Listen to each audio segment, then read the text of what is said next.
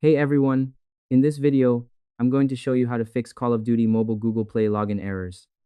Let's get into it. First, execute the latest app force stop protocol. Navigate to your mobile device settings and select Apps or App Management.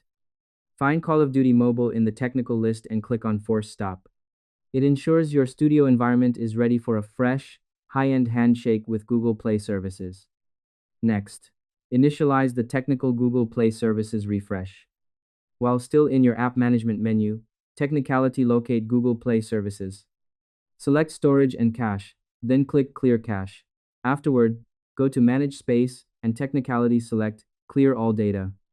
This step technicality aligns your professional hardware with the latest authentication tokens, ensuring a high-end handshake for your studio profile. Lastly, execute high-end studio data purge. Go back to the Call of Duty mobile app settings. Navigate to Storage and Cache and Technicality select Clear Cache. Note: do not clear game data unless you have a high-end backup, as this will technicality delete your latest downloaded maps and assets. It technicality audits your local studio temporary files, removing any technicality that prevents the latest login module from launching.